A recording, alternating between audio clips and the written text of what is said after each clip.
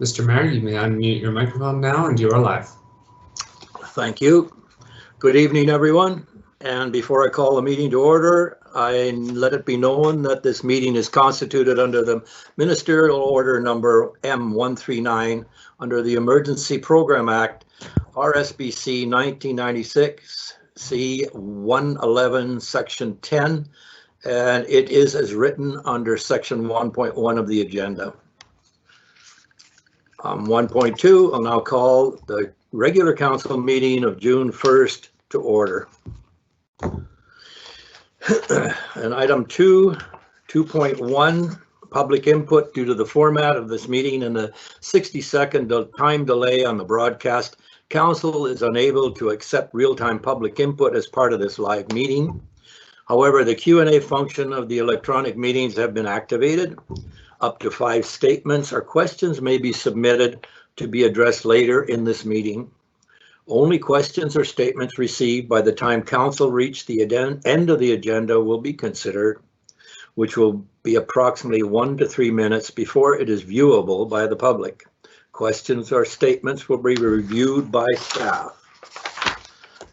Item 3, I seek someone to move that the June 1st, 2020 regular council meeting agenda be adopted. Who will so move?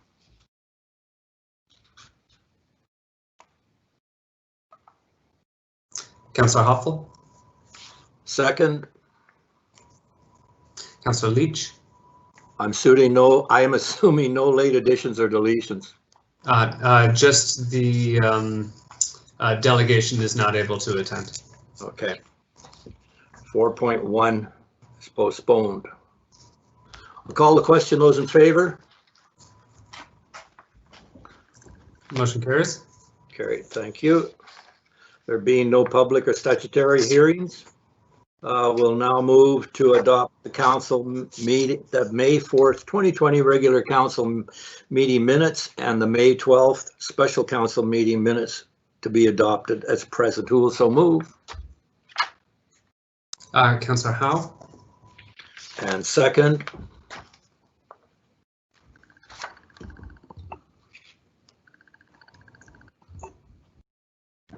Nobody wants to second it. Okay, we're not going to approve it. Councillor Hoffel. Okay. I assume Councillor Weeb is not present. No, Councillor Weeb was not able to attend this evening. All right, she extends her regrets. Thanks. Okay, I'll call the question. Those in favor? Opposed, if any? Motion carries. Thank you. No business arising from the minutes. No rise and report. On item 9, correspondence. Items appearing on the correspondence report to be debated must be removed by motion and considered separately.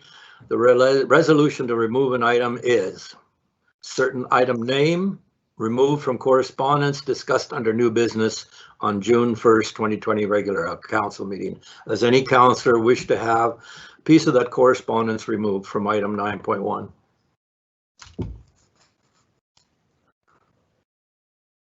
I hear none. Mr. CO, is it so? It does not appear that anyone would like to remove. Okay. Therefore, we'll move to item 9.1, that the correspondence included in the staff report dated May 29, 2020 be received for information. Who will so move? Councillor Leach. And second? Councillor Howe. Okay, I'll call the question. Those in favor? Opposed?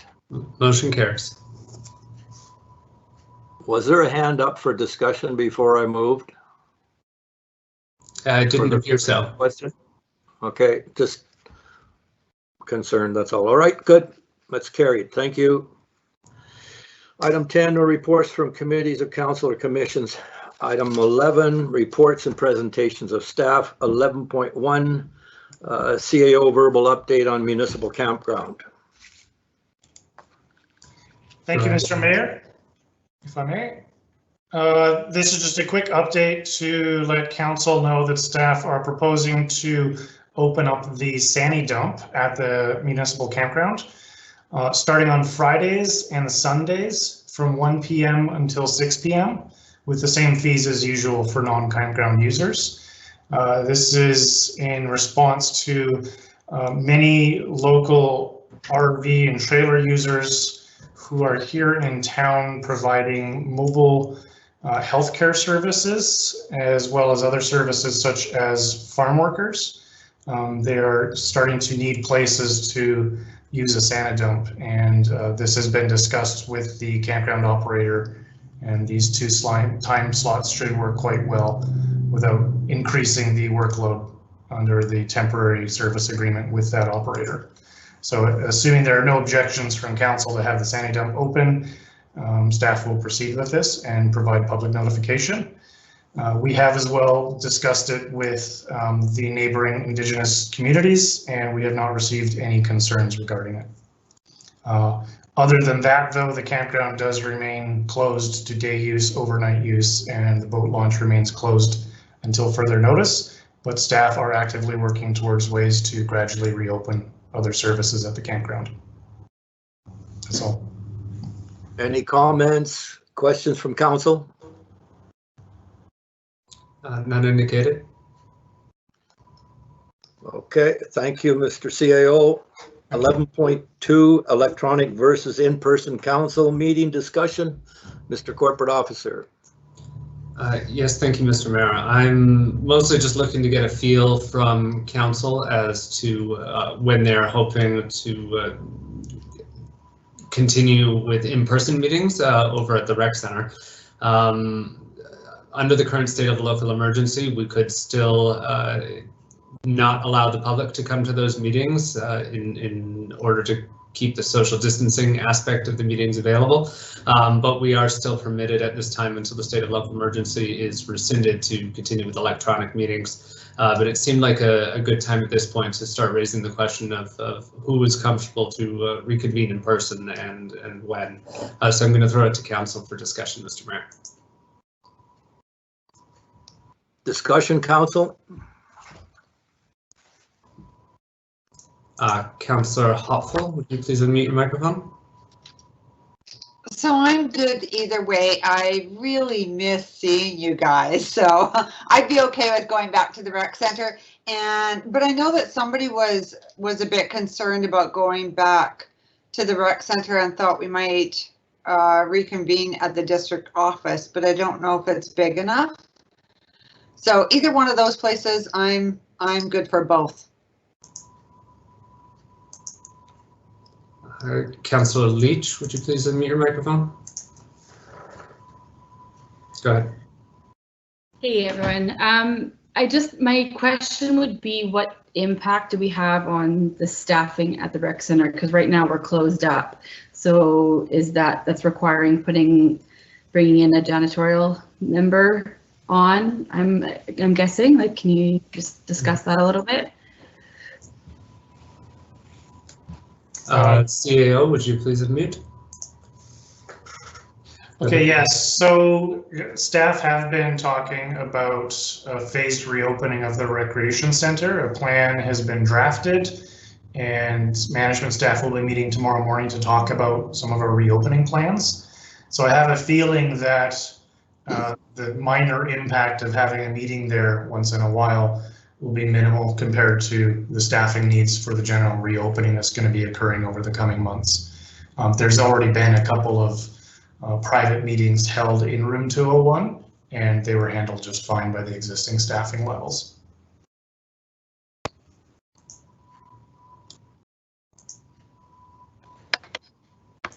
Councillor Howell, go ahead. I'm open to it, especially for the next meeting. I think that would be lovely to see all of you in person. I miss you guys. I would feel most comfortable at this point in the council chambers, only because there's a handful of people consistently that are ever going to touch that table and chair. So. For me, that would be quote unquote my safe place at this point until we hear more anyway. And Mr. Mayor, I do believe that there is adequate room in the council chambers. The issue with the council chambers was that there wasn't adequate room for the gallery. But at the moment, if there's still viewing from afar and after the meeting by video, then having that space is not a requirement. Councillor Hoffel, was that another question? Yeah, I just wanted to add that I'm not sure how, I have been to a couple of meetings in room 201, but I'm not sure how the public would view that if we were meeting, but keeping everything else at the rec center closed too. So just food for thought. I don't know.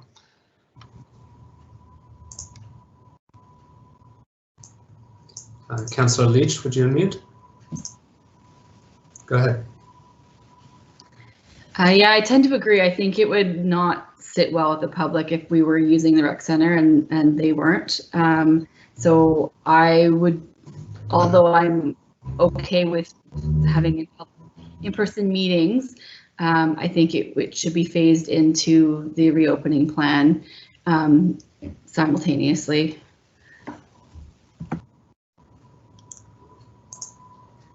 Mr. Mayor, if you would unmute. What I'm hearing from council is that the next meeting in person is okay, and we will hold it at the chambers in Municipal Hall rather than the rec center. Okay, thank you. If that's the pleasure of council, do we intend to video it so that it's online for the public? I'm sure that I can rig something up, Mr. Mayor. Yeah. It may not be live, but we should be able to record it. Right. As I say, I understand if it's not live, then there should be a record and the public should be able to view the meeting, even if it's after the fact. So at the pleasure of council, I'm just fine with it. My only concern would be obviously is that I can't come running in off my ride-on mower with my dirty shorts on and just slip on a shirt and do this meeting here. So, but I guess I can live with that. So at the pleasure of council, this is what I'm hearing is that staff will arrange our next meeting to be in the chambers. We'll be able to videotape it so that the public will have a record of it, and that we will transition on a COVID-19 reopening into the rec center when the time is right. I'm for that. Is that what I hear from the rest of council? It's 3 nodding heads, Mr. Mayor. Good, let's do that. Thank you, folks. Item 11.3, discussion on resuming the official community plan project. Mr. Planner, please. Yes, thank you. This is one that I've been itching to get going since we had to put a pause on it. I was thinking sometime in July we would be able to kick it off again. With the health officer saying that small groups are available, we can do some of those engagement strategies that generally are better with small groups, such as roundtable discussions, kitchen table discussions, anything with a table. So I was thinking either at the beginning or the middle of July, if council is amenable to kicking that off again. It would start with the workshop with staff, which will be very similar to the workshop that you did yourselves with the consultants. So that would be the kickoff for, I suppose, phase 2 of the OCP or attempt 2 at the OCP, and then we can carry on like nothing ever happened. And I will throw it over to you, Mr. Mayor, for discussion. Thank you. Comments from, I might have missed that you're looking at face-to-face, correct? At the moment, I believe still doing our kickoff events digitally with them, but then doing the more of the engagement with them actually in town like they were originally planning, if they're amenable to that. Okay, as from my perspective, I really feel that, I mean, we can socially distance, obviously, but I like the face-to-face to get it going, but I want to hear from the rest of council. Comments, council? Councillor Howe, would you unmute, please? Go ahead. Well, I was quite pleased with how our initial kickoff went, and I think that it was fluid and interactive, and I think that our ideas were well heard and received. I mean, if I'd like to see it continue, even if they're obviously it'd be great if we could do it in person, but if that's not an option, I don't think that we should postpone it if that's a consideration. I think that we should continue and get this thing started.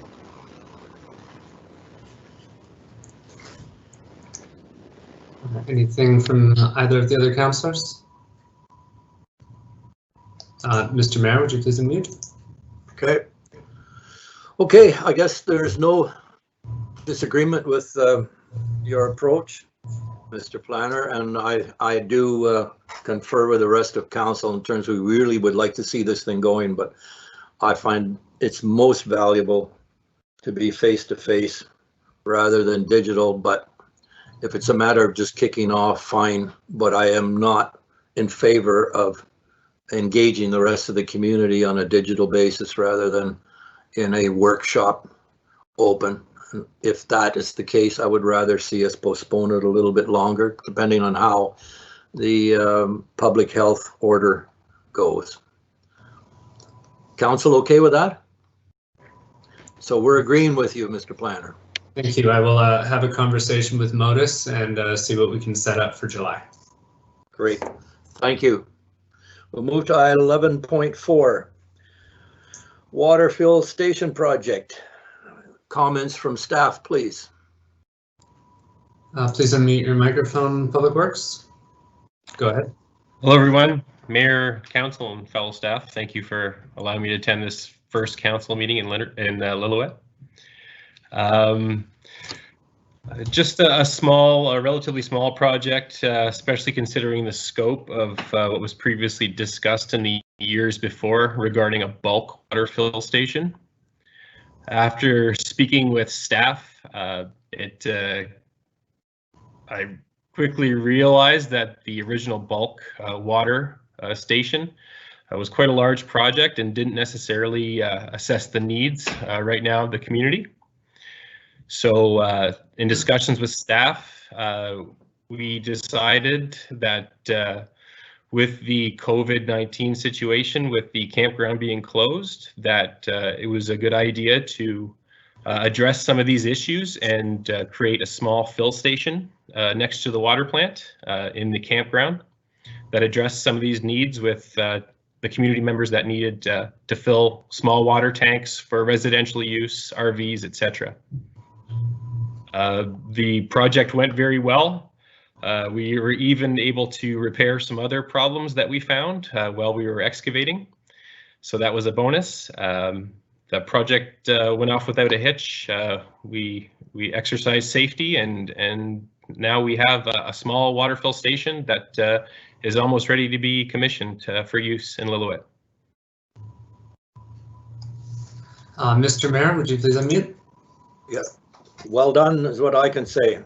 I wrote a comment beside it. Yes, this is exactly what council is looking for, and kudos to staff.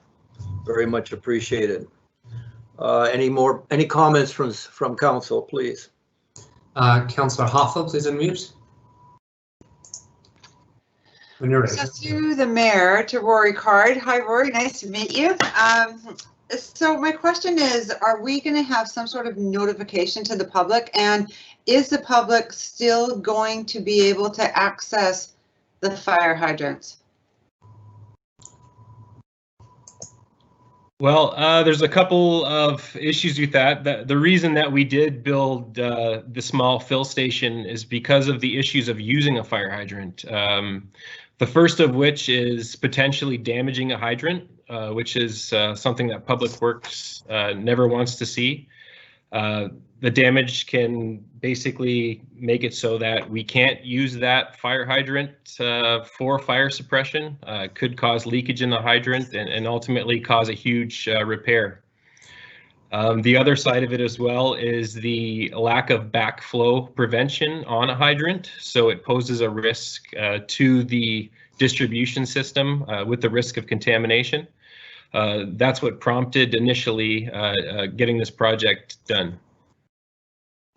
So how are we going to stop people from using the fire hydrants like they currently are? Well, the hope is now that with the fill station, it's actually just right beside the hydrant that was being used as the fill station. So proper signage just to notify that they'll now be using the standpipe or fill station would help with the switch. And also maybe a little bit of policing by Public Works and possibly the campground operator as well, just to make sure that people are aware. So the fill station is going to have, it's going to be commissioned, and the fire hydrant's going to be free. No, there's no card lock in place for the fill station. It's still going to be a similar setup as the hydrant, just without the risk of contamination or damage. Oh, okay. Thank you. So it's kind of like a meeting in the middle, whereas the previous bulk water scope was quite large in nature, and using the hydrant was maybe small in nature. We found a middle ground. So we can satisfy the needs of the community, but still do it safely. Councillor Leach, if you still had a question, please unmute. Go ahead. So yeah, I guess you, Rory, you answered part of my question, because I know in past discussion we had was a method for the public to pay for the water. So I'm going to assume with your comment that it's still, what's the word, I guess, lost my wordage. Anyway, so there's nothing there for them specifically to use to pay to swipe their card. There's, so what's the plan in order to police the payment of it? I know it's little, it's something that was addressed in our discussion, so I'm just curious on that. Well, the idea would be to keep it the same. Perhaps in the future we can reevaluate that the costs and things like that. But for now, again, it was mainly to prevent damage and possibly contamination, which was the priority number one on this. A pad was also poured for stability, which will help as well for safety measures, and it's closer to a drain as well. So it should be a lot easier to use as well.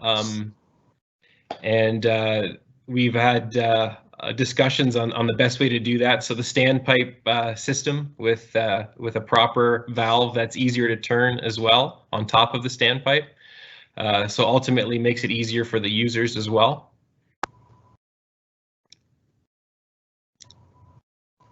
But with the paying, it's going to be the same for now. There'll be no change. Questions from any other councillors? Mr. Mayor, if you'd please unmute. Thank you. Okay, I need someone to move that the water fill station project report dated May 28th be received for information. Who will so move? Councillor Howe. Second. Councillor Leach. Further discussion? I'll call the question. Those in favor? Against, if any? Motion carries. Carried. Thank you, Council, and thank you, Mr. Card. Okay, we have item 12.1, Economic Development Liaison. Staff, please. Hello. Thank you, Mr. Mayor. So staff are happy to announce that the district was successful in its grant application to NDIT for funding of up to $50,000 for an economic development liaison.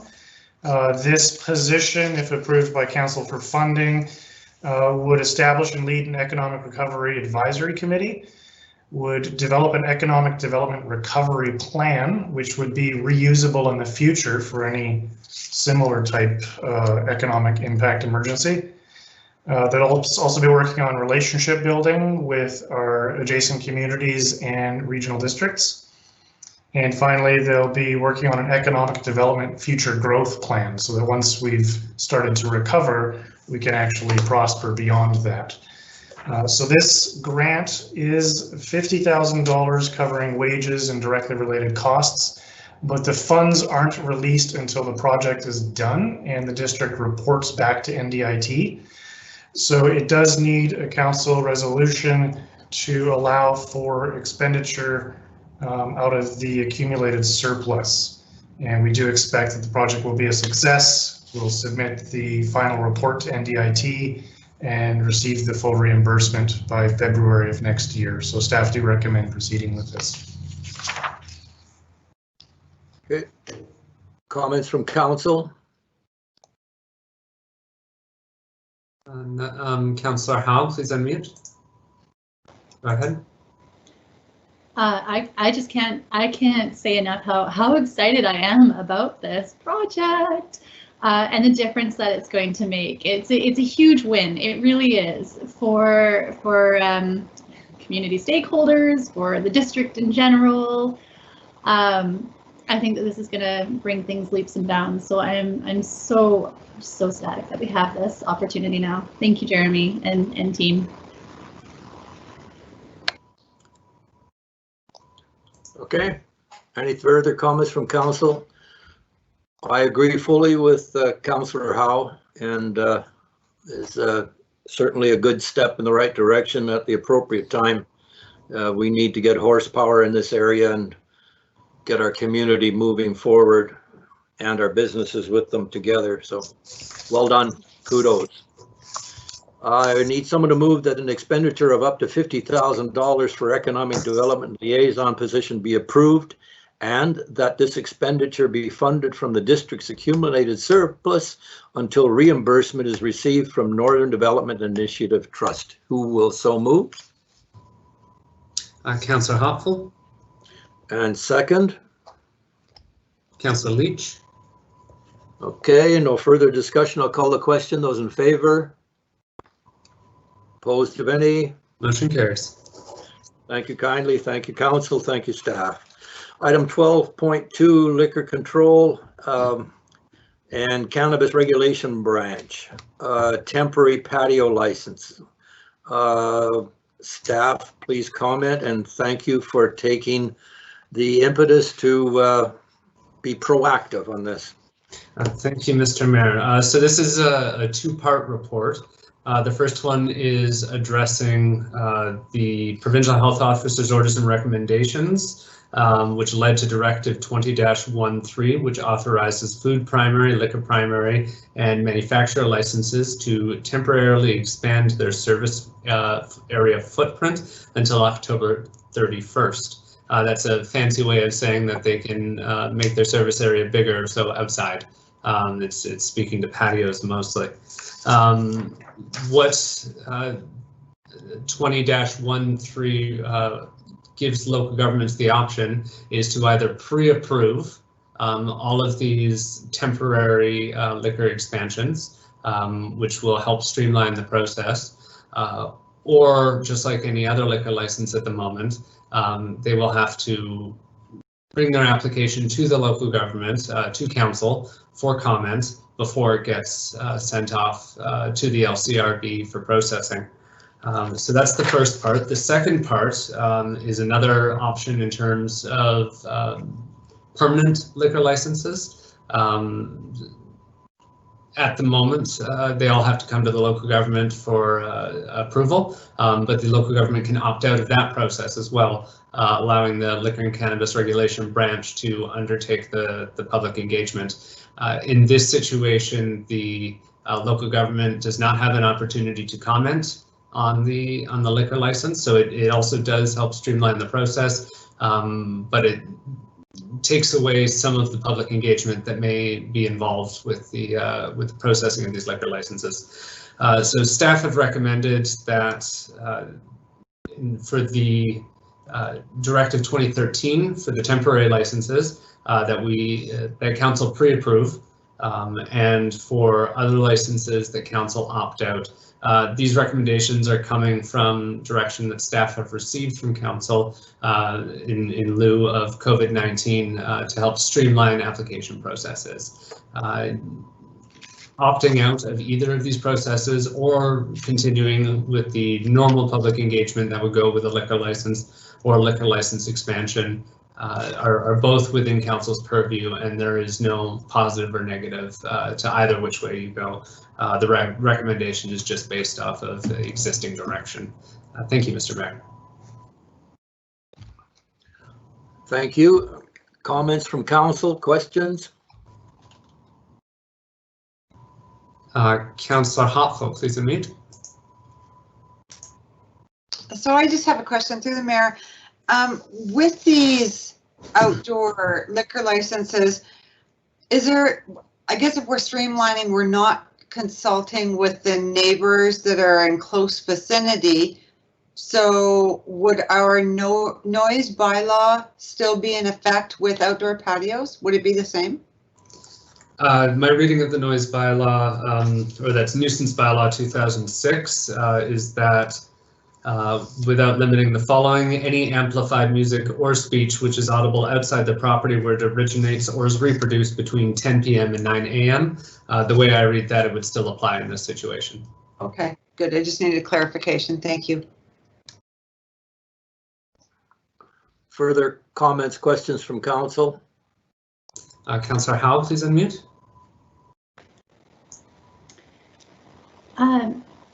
As much as how do I say this?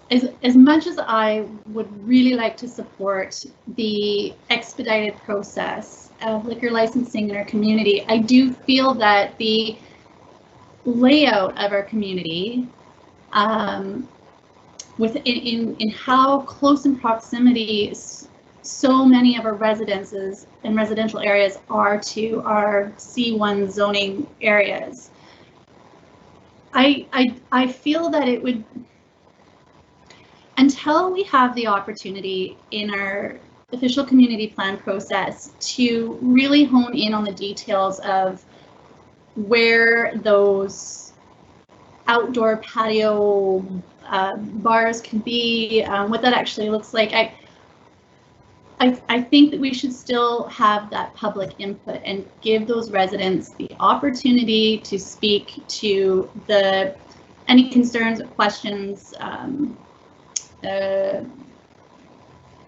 any suggestions that they have that they may want to be heard on, because they're going to be impacted. And so I do think that we should continue on with the way that it is until we've had a chance to review that OCP and take a look at what the nuances will be. Councillor Leach, please unmute. Go ahead. So just to clarify, this is only in effect for in existing spaces that already have liquor licenses indoors. Am I reading this right? It's for any that already have a liquor license that wish to expand their footprint, generally for liquor primaries. Okay, so it's not some new establishment looking to come in and take advantage of this directive, I guess. No, that would still be an application under the normal liquor license process, which is what's being addressed in recommendation number 2. Okay. Yeah, so I mean, I hear what Councillor Howe is saying.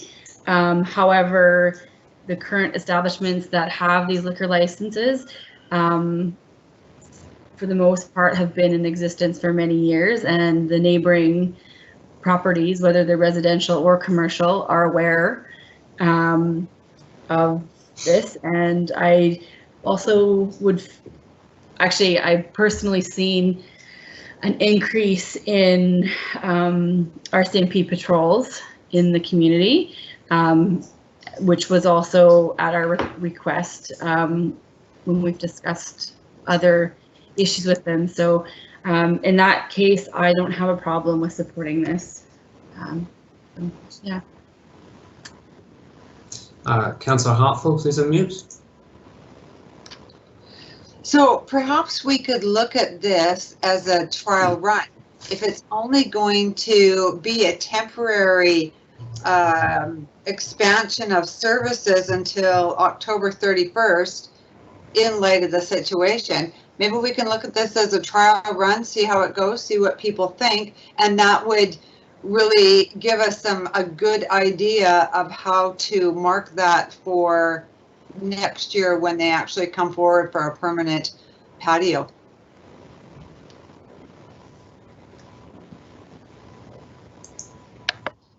Mr. Mayor, please unmute. Yeah, I was going to mention too, and I think Councillor Hoffel did it. I mean, this falls away in the end of October of this year, correct? It's an enhancement to allow the businesses to expand their social distancing environment so that they have more customers and thereby try and gain some recovery of their lost business. But after October, it all goes back to normal, right? Am I correct in my thinking? The businesses that take advantage of the temporary would then have to apply for a permanent patio expansion, unless the province brings in something to make these more permanent, but I haven't heard anything of that nature.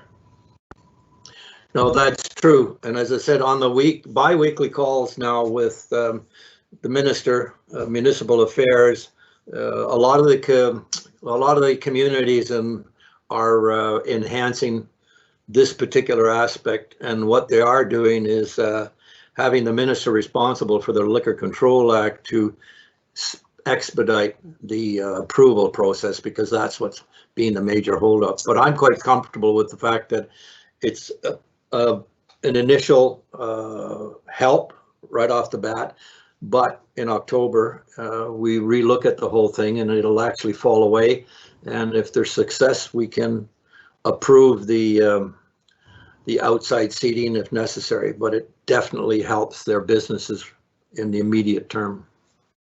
Mr. Mayor, then based on that conversation, may I make a suggestion? Sure. From what I've heard, option or recommendation number 1 is sounding like it's got some support, but now that we're talking about using this as a pilot project, I would recommend not making the motion for recommendation number 2, because that's going to be what we talk about after we see how this pilot project has gone. But I'll leave that to council. If we leave number 2, will that slow the process up? Not for the temporary approvals under the new directive, only for new liquor licenses, and it would just be the status quo. Comments from council? None indicated. I have a comment, please.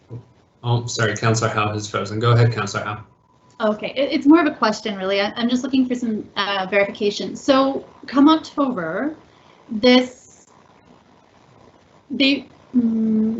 requests would then, the applications for liquor licensing for outdoor patios would then stop and then reconvene being presented to council first, or how would that look? So if there have been those streamlined applications processed and approved, would they come in front of us again come the end of October? Like, it just seems that what this is it's not so much a brand new application as much as it is an expanding the floor area of their existing liquor licenses. So as I understand it, it's not an increase to the number of patrons they can have in the space. It just increases the amount of floor area that they can be in. Generally, when a liquor license is issued, a plan is submitted to the Liquor and Cannabis Regulation Branch, and it is redlined, and that is the area where patrons consuming alcohol can be, which is often why if they've got an outdoor smoking area, even if it's within the same property, you'll see signs that say no liquor beyond this point, because that's not a licensed area. What they're looking to do is just expand that licensed area to a greater portion of the property, which in most cases is going to be outside of the building, which is going to mean outdoor patios. So they're trying to dilute the density of people by increasing the floor area that they can be in. So that is what the temporary application license is, and that is what will expire on October 31st this year. Now, if anybody wants to permanently beyond that time increase their license area or increase the number of patrons they can have at any time, then that is a normal liquor license application. And if council doesn't move resolution number 2, then that will come back to council. Council can also choose to opt back in at any time if they do opt out. But again, from some of the conversation that's happened this far, it's sounding like council wants to give it a try and then actually discuss these licenses in the fall. Thank you for that. If I may, so let's say, okay, so the bylaw noise nuisance, that allows for noise up to, 10 p.m. Is that correct? Did I understand that correctly? Yeah, any noise outside of the property. So it doesn't say you have to shut down. It's not an hours of operation. If council wanted to initiate hours of operation for licensed establishments, they would have to direct staff to do that by bylaw. Currently, I have not found anything in any of our bylaws that does limit the hours of operation of liquor primary establishments. So if that is something that council would like to direct staff to do, that is certainly something we can look into. So if, let's say the bylaw needs to be, or the bylaw needs to be enforced, and so 10 p.m. comes around and it's quite loud. I would hope that everybody's having a great time out on the patio. What is the capacity right now for our bylaw officers to meet a potential increase in requests for that bylaw to be enacted, as well as accountability? I know that the bylaw officer and department was working on streamlining a process for accountability and ticketing, and I'm just wondering, are we at a point of being able to move that along? CAO, would you like to answer this one? Go ahead. Thank you. So the bylaw enforcement processes are being worked on for faster turnaround and responsiveness when a complaint is filed and how quickly the district's able to act on it, and the shorter timelines for businesses or individuals who've engaged in an infraction. But I think the issue with this one's more likely to be around the hours of operation and the availability of the bylaw officer. For that, as is common in a lot of municipalities, they simply give those duties to the RCMP when the bylaw officer is not available, because the RCMP do have the ability to enforce municipal bylaws. And sometimes an officer showing up in full uniform has a lot of effect on people. So yes, there's a way to enforce the regulations, whatever they may be. Thank you. Mr. Mayor, please unmute. Yeah, okay. I know there was discussion about dropping 2. I'm not so sure. I'm quite a bit in favor of that. I want to canvass council. Does everybody want to drop that number 2 in terms of opting out? I feel it has some potential.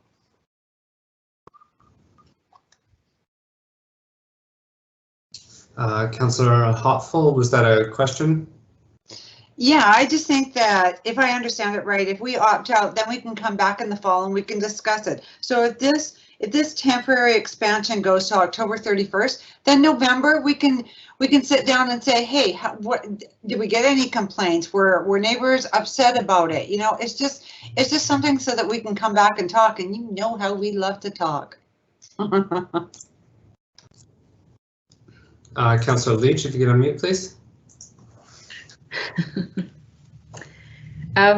Yeah, I mean, I'm on Councillor Hopfull's opinion here. I think it would be good just to see how it goes as a trial run, and then I think the timing would be good with our OCP, that it can be written in with that. I did have one clarification I just wanted to make, because Kevin, you talked about it was just increasing the floor space. So these licenses, they must be on the property owner or the business owner's property and not spilling out onto, say, District of Lillooet property, because I know we had talked about there potentially being a business that wanted to use some sidewalk that we had. Is that a separate license? Like, that's different from this? Yes, that is. So first of all, that's going to require a new policy, likely a sidewalk encroachment policy.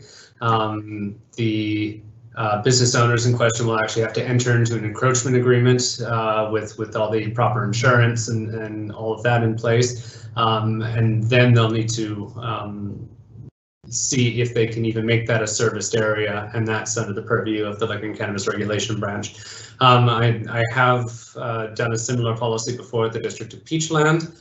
It did work quite well, but it does need to be done correctly in the right way. We cannot give away, that includes on a rental or lease basis, municipal property for free. We do have to charge something.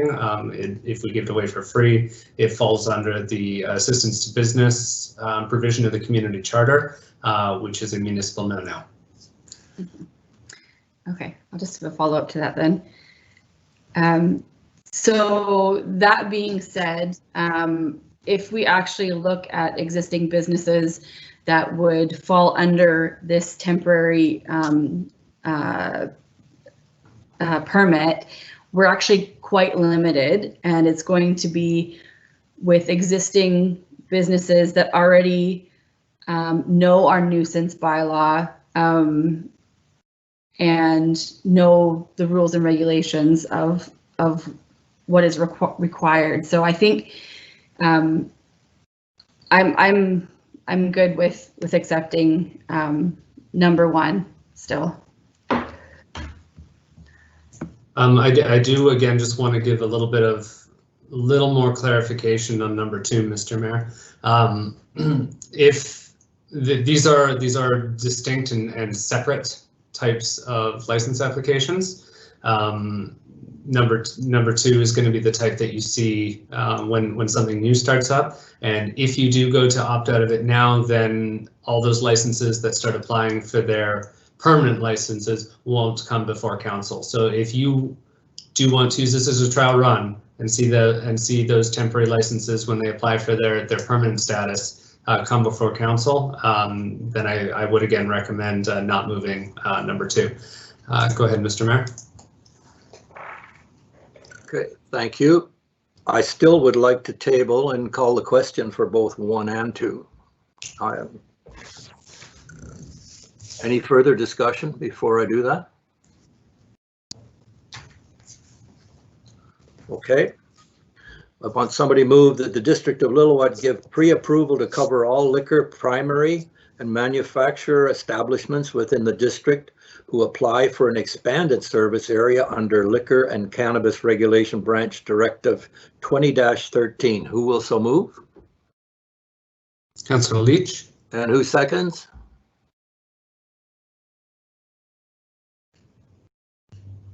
Councillor Hopfull.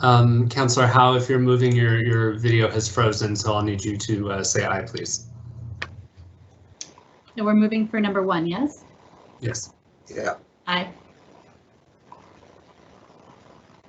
So I'll call the question. Those in favor? Opposed, if any? Motion carries. Okay.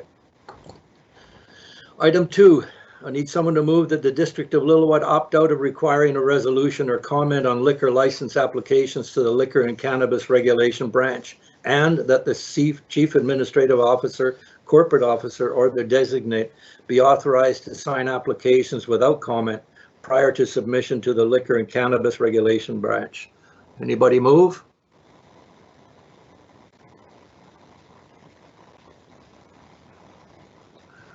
No mover, then it's defeated.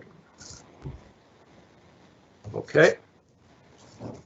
We'll move to item 12.3. GP 20-003, 1237 Main Street Development Permit. Staff? Thank you. I'm just going to share my screen here, Mr. Mayor. Can you all see that?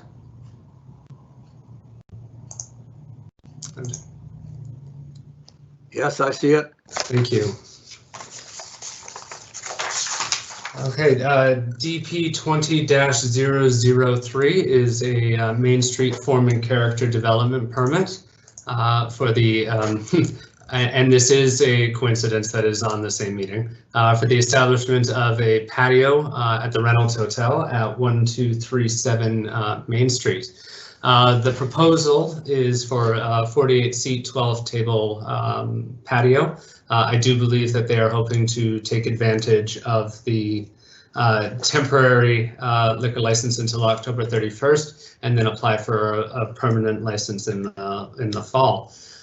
The elevation drawing is going to be an uncovered patio. It will be surrounded by fence and lit from above. So generally, what you would see in an outdoor Vancouver patio, it's from what they've supplied. They will be installing new double doors on that side of the building, and this will be subject to a building permit. Now, the zoning bylaw does require when any floor area is increased, that parking should be addressed, but because of the speed at which summer is approaching and the amount of time it's going to take to get this going, staff are also recommending to council that for this first patio season, that the parking requirements triggered by section 46I of the zoning bylaw be postponed until at least October 31st, 2020, when staff will reapproach the owners and we can come to a solution, whether that's finding additional parking on the property or having them apply for a development variance permit, and council can consider whether to reduce the parking for this building. As it is now, it does not appear that the under the current bylaw that the building has sufficient parking for the uses that are there. That might be because in an older bylaw the parking requirements were less stringent.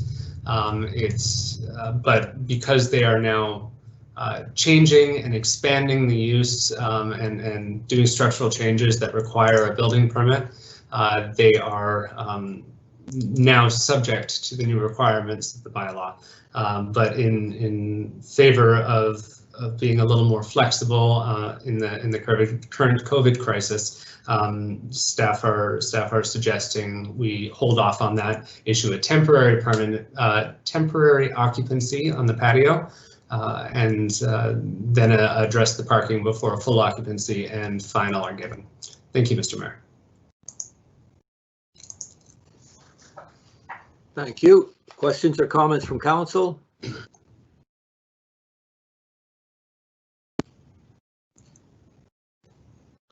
I hear none. Therefore, I need someone to move that the development permit DP 20-003 for the structural altercation and placement of a patio at 1237 Main Street, legally described as Lot 6-9, Town Site of Lillooet, Suburban Plan 3869, be approved, and that the parking requirements triggered by Section 46I of the zoning bylaw be postponed until October 31st, 2020. Who will so move? Councillor Hoffel. And second? Councillor Leach. I'll call the question. Those in favor? Opposed, if any? Motion carries. Thank you, council. Thank you, staff. We'll move to item 12.4. DP 20-004, 657 Main Street Development Permit. Staff? Thank you. This development permit, it does seem a little silly to have to bring this to council. Staff is going to be recommending to council that development permits under a certain dollar value perhaps get delegated to staff. But in lieu of that, this is just a simple facelift of the facade. No material changes, just color at this time. They're going from the sun-weathered pastel blues to a fresher green with what I like to call a cheery yellow. Staff believes that this does meet the design guidelines of pastel-ish colors in the official community plan and do recommend that DP 20-004 be approved. Comments, questions from council?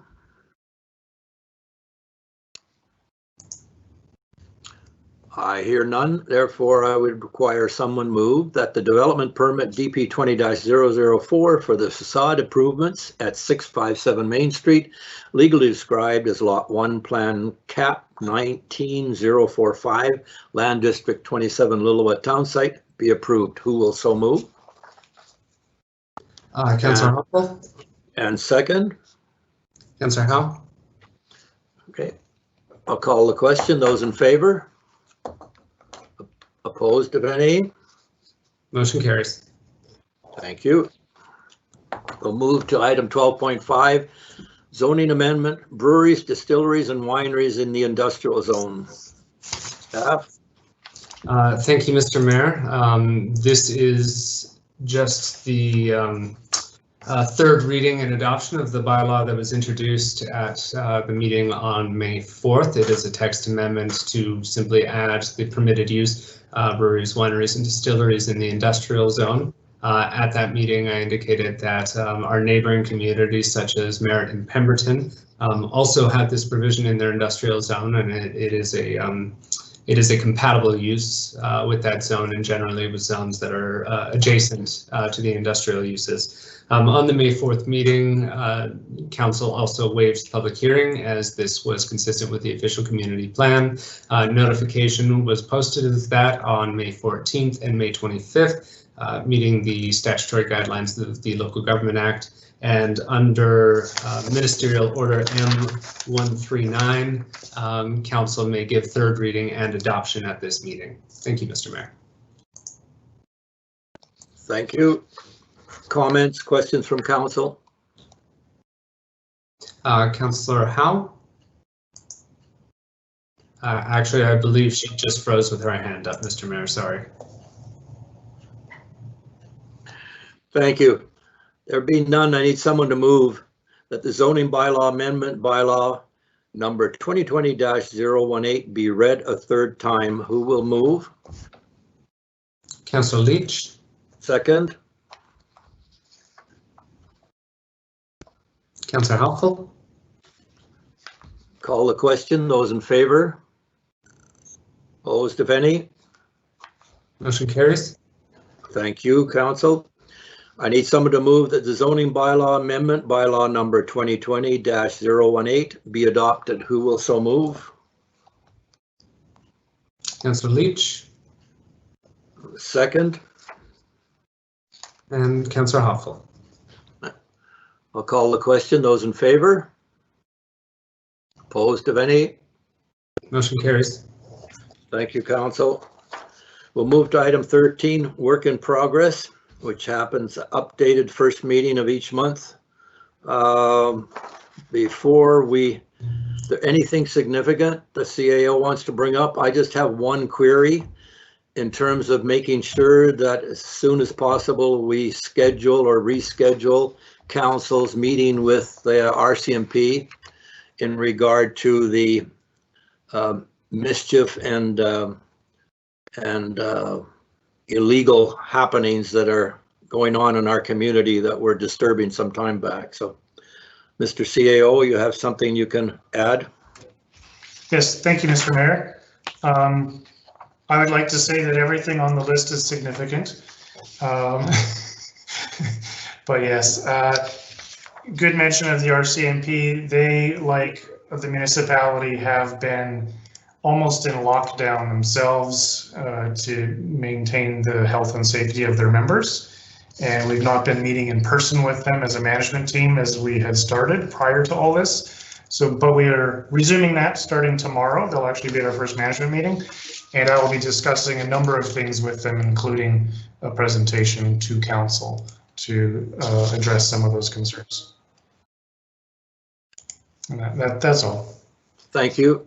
Any comments, questions from council? I'll need someone to move that work in progress as of May 28th, 2020 be received for information. Who will so move? Councillor Leach. Second. Councillor Hopful. Call the question. Those in favor? Opposed, of any? Motion carries. Thank you, council. Item 14, no notice of motion. We'll move to item 15, report from the mayor. 15.1. On May 26, I attended the weekly call with Minister Robinson, Municipal Affairs and Housing, regarding COVID-19 and her department's happenings or concerns with all the mayors and the CAOs through the province. She essentially had two announcements at that time. One of them was restaurants may open up in a planned, careful and phased approach according to the public health order and WorkSafe BC. And she urged all to coordinate regionally in approach, and WorkSafe BC will inform the sector standards, and restaurants must develop and post their own COVID-19 plan. Second announcement she had was regarding bylaw support. Now, I still couldn't figure out whether that included anything financial. Well, that's something we'll leave to the CAO to see if he can ferret that out. But the minister states that we must adhere to gradual compliance and support police and bylaw officers to encourage businesses to comply to a balanced approach. No enforcement action to be taken, but we can report to public safety officers, or public health officers, sorry, and WorkSafe BC. So in any event, then we had general discussions on economic recoveries and stimulus opportunities to assist in opening the economies. And that's something obviously that we're going to be working to see what we can pull out of the province. She would like her staff to hear from us in terms of our recovery planning and to coordinate and recover together. And she wants us to engage with her staff, the Ministry of Finance, and so on and so forth. So good words, good talk. Let's see if we can gain some traction and action of that. She did make mention regarding housing fund announcement of $2 billion for people low and middle income, which she states of approximately 14,000. Putting out this in partnership with First Nation groups and other groups if they have land and bring forward for a project. I think that's something obviously staff can ferret out again, what would apply to something that we can consider in our communities. On May 27th, I had a meeting with the CAO and several of the sturgeon fishing businesses for their approach to requested opening of the boat launch. And they offered up their COVID-19 protocols, recognition that pressure must remain to not encourage out of province and international clients. They had a compelling case, and our staff will confer with our local communities and come back to council with recommendations when they feel it's necessary. On May 28th, I had a Zoom meeting with the Indigenous Court Group here in Lillooet to formulate an approach for such a court in our town. It was the third such meeting, and they seek a letter of support from council, which staff will draft, and I'd like us to, it should be a very simple one, and I'm hopeful that all of council will agree and approve it. An anticipated fast track for this Indigenous court, of which there are in Kamloops, Merritt, Prince George, and a number of other communities around, is somewhere in the 18th month range, and the group is working very hard. And I inferred that I'm confident that our council will support them in their quest. That's pretty much all that we can do in any event. So staff has that letter. I'd like to have that letter circulated and the rest of you look at it and make comment. That's it for me. Councillor Hoffel, please unmute your microphone. Okay, so May 4th, I attended the open council meeting through virtual. May 5th, I had a Zoom meeting with Graham Hayward at the SLRD, where I took the oath and pledged my allegiance to be the alternate for Councillor Wiebe. That took a lot of setting up, and it was very odd to sit there and do my pledge of allegiance, kind of to myself there. But yeah, it was good. May 11th, I attended a historical society meeting, and basically we were just talking about the summer status with the museum and the visitor center, and right now we are remaining closed. And we have another meeting coming up on Thursday, so I think it's basically talking about the same things, just staying closed, and even though the province is opening up, us just taking a bit of a slower approach. And, you know, it's not like we're telling people they can't come to Lillooet, but we're not encouraging it. May 12th, I had a virtual Teams meeting, a special council meeting. And May 14th, I did a Zoom NEDIC meeting. So NEDIC is Northern and Economic Development and Initiatives Committee with Barb. So a little bit lost there because it was my first time. So just trying to keep up, and then I called her immediately afterwards. So that'll take a little bit of, you know, getting used to. So, and that is it for me. Thanks. Councillor Howe, could you please unmute?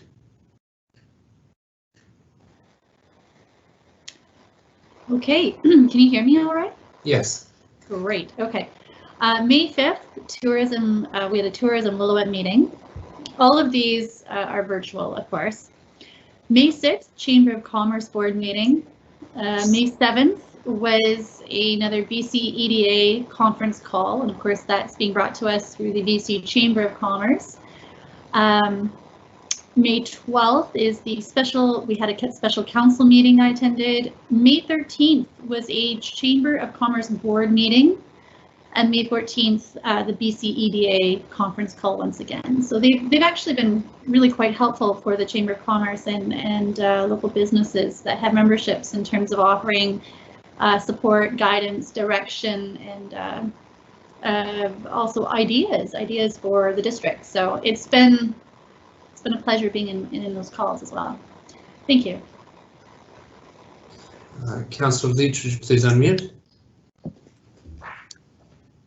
Yes, so I am back on my feet after a couple of weeks after a medical procedure. So I'm trying to get caught up on everything.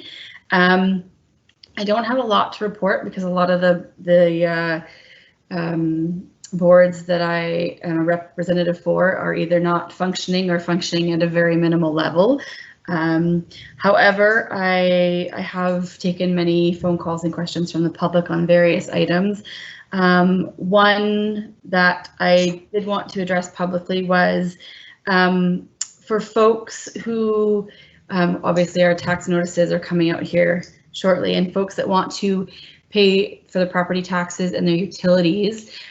Is there a protocol put in place while the office is still closed for them to come in and pay in person?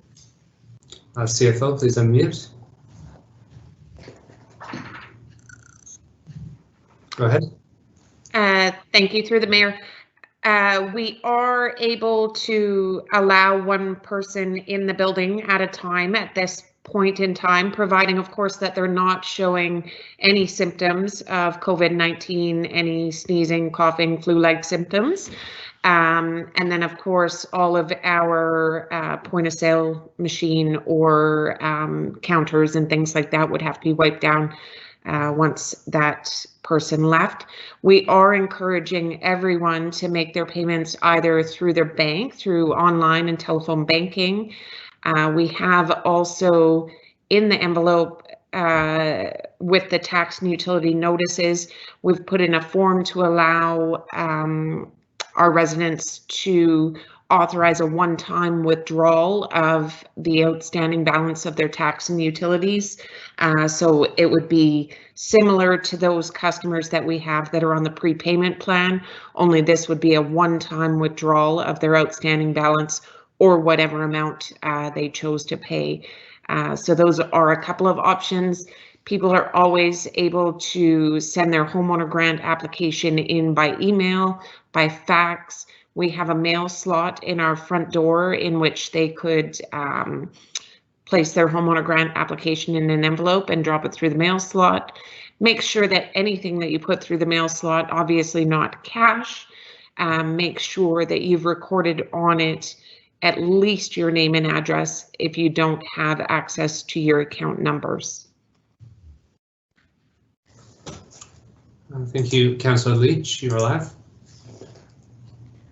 Awesome. Thank you, Joni. I appreciate the answer for that. And the other thing that I wanted to notice, reading the reports that the staff have put in this time around, I love how thorough they are, and also the fact that you have noted in the documents that you, specifically with the work that was being done at the campground, that you notified our neighboring Statlium communities, as well, especially when you were excavating for the archaeological requirement that needs to be met. I think it's really important that we're leading by example, so the past mistakes that we've been dealing with do not come up again. So I just wanted to say thank you and good job. But that's all I've got. So thanks. Thank you, councillors. I will move to CAO report 17.1. Go ahead. Thank you, Mr. Mayor. I've got about 3 hours of talking, so get ready. It's actually 11 items. First, I'd like to start by saying, as some may have heard, the Prime Minister announced today that they'll be accelerating the 2020-2021 gas tax fund transfers to municipalities. While this measure may help some municipalities, it's not new money. It's already been accounted for in our budget and does not directly address our financial challenges or cash flow. However, staff are encouraged to hear the Prime Minister confirm his readiness to engage with municipalities further on solutions. So we will be watching the developments of that in league with the FCM, and we'll bring any new announcements to Council's attention. The district's EOC is still operating at level 1. But at a greatly reduced capacity. It's now operating primarily as a public information sharing and coordination agency with IH and other public agencies, because the plans have now been developed to deal with supporting responses to other emergencies while COVID-19 is still a present threat. So the EOC would ramp up if wildfire season starts, and it would be prepared to do evacuations in light of COVID-19. Discussions are ongoing among local communities regarding the phased gradual reopening of various municipal facilities, such as the campground, the boat launch, and shared access to Seton Lake. It's an ongoing discussion. It's quite a sensitive topic and a delicate balance to try to open up these outdoor facilities to local users and at some point allow them to be used for visitors, but as was stated earlier, to not necessarily encourage out of province visitors quite yet. So more to come on that. Staff will be bringing any reopening to council prior to acting on it. Similarly, staff are developing plans for reopening of municipal buildings, such as the Municipal Hall and the Rec Center. We're at least a couple weeks away from reopening these buildings for regular drop-in use, as there's rather onerous requirements that need to be met to ensure the health and safety of both our staff and the public, especially given how small some of the shared spaces are that we have to work in. So those discussions have started, and we will do public announcements as we figure out what protocols will work and still be safe. As some may have noticed, there's a few contractors still working out of the campground. They are in self-contained RVs and trailers, and they are following verified provincial health policies and protocols. District staff and the campground operator are communicating with each of the contractors regarding what their protocols are and ensuring that they are following them. And there may be some RVs and trailers coming and going. Council and the public should know that we are aware of all these changes in people, and we're confirming that everyone coming in is fully aware of the protocols that we expect them to follow. In other news, staff are in the selection process for contractors to replace all outdated lighting fixtures in the rec center with new energy efficient LED fixtures. There's been a number of proposals all over the map, so we're investigating which ones are the most feasible. And there's also an RFP posted on BC Bid for the installation of solar panels at the rec center to further reduce the energy demands. All these energy savings and money savings projects are being funded entirely by SLRD Area B. So we're very thankful for that.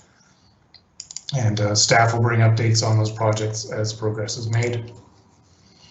Continuing from some of our discussions at previous council meetings, district staff and the Chamber of Commerce board are continuing working on drafting a service agreement. Progress has been slowed by some staff changes at the chamber and the ever-changing situation with COVID recovery funding opportunities. They were quite rapidly changing right as we were about to start discussions with the chamber. So we took a wait and see approach for a couple of weeks to make sure the funding sources got figured out by the province and others before we jumped ahead too quickly.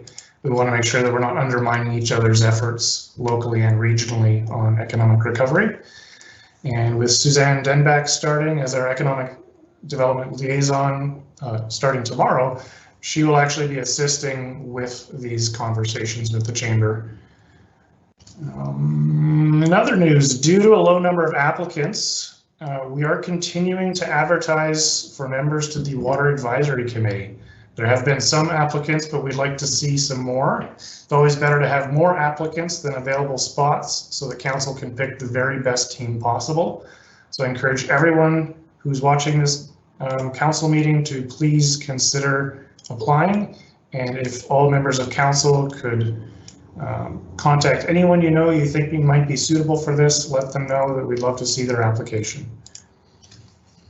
And great news, residents and businesses will be thrilled to hear that property tax and utility notices are being mailed out over the next couple days. We'd like to remind everyone though that although the actual amount owing may vary proportional to the BC assessment roll, the district's municipal property tax and utility rates for 2020 were set by council at a 0% overall increase from 2019 rates. Further, utilities are due September 15th and taxes are due September 30th. Hopefully this helps ease the temporary financial burden of COVID-19 that residents and businesses are experiencing. Grant applications are in for the East Lillooet Memorial Garden. At this point, we need to simply wait for the results of those applications, but while we're waiting, we're continuing working with our partners on this project to try to identify any other potential funding sources, which we will jump on if there's an opportunity. And related to grants, unfortunately, the district was unsuccessful, like many municipalities this year, in its application for funding for summer students. We can only suppose why, but we are hearing that this is common throughout municipalities. Unfortunately, this does mean that many of our parks, boulevards, and natural areas may not be maintained at the levels we're used to, but at least they're guaranteed rugged. And that's my update for today. Thank you. Thank you, Mr. Denegar. Any comments from council? Thumbs up. Okay, we'll move on. No new business, item 18. We'll move to 19.1. I need someone to move that the meeting be open to questions from the media and the public. Who will so move? Councillor Leach. And second? Councillor Hopful. Call the question. Those in favor? Motion carries. Okay, thank you. Any questions, Mr. CO? Yes, we actually have two today. The first is from Mark Lampman. Is the use of contractors Don Darling and Ian McIntosh still taking place? If so, when will their contracts end? And if not, when did their contracts end? Thank you. Okay, thank you. Yes, both Mr. Darling and Mr. McIntosh still have works for the District of Lillooet, and fortunately so. It is to be determined when they will not. And I think if you look at section 11.4, we have our Department of Public Works brand new, getting his feet wet, requires some time, but is already producing good results. Mr. Darling is required to get projects going, as everyone is aware, and I know the two returning councillors were showing concern, is that we had a number of projects that have been languishing for the past number of years. And despite COVID-19, we still require to make progress at the same time that our new public works person is getting himself orientated with the boots on the ground.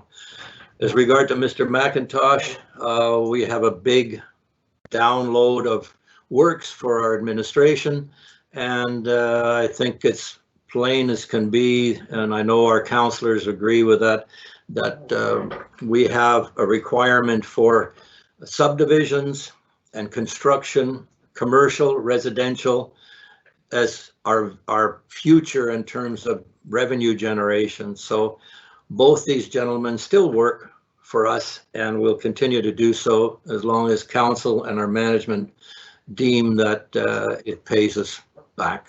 Thank you. Next question. Thank you, Mr. Mayor. This one is from Rolf. Some residents in East Lillooet have no access to potable water on their property. I understand that they obtain their water from the mill. Is this new water service now available for these residents to fill the large totes for domestic use? No, not that I'm aware of, and it will be a topic of conversation when it comes to our water planning committee and projects that Mr. Darling as well as Mr. Card will be working on. Mr. CAO, have you got anything to add to that? No, I think you've summarized it. Okay. Next question. That is all the questions, Mr. Mayor. Thank you. Thank you. Mr. Mayor, you've muted your microphone. If you could please unmute. Yes, I didn't want you to hear me. I need someone to move that the meeting of the District of Lillooet Council be closed to the public pursuant to the Community Charter Provisions, Section 91C, Labor Relations or Other Employee Relations, to receive a human resources verbal update from the Chief Administrative Officer. Who will so move? Councillor Leach. Second. Councillor Hopful. Call the question. Those in favor? Carried.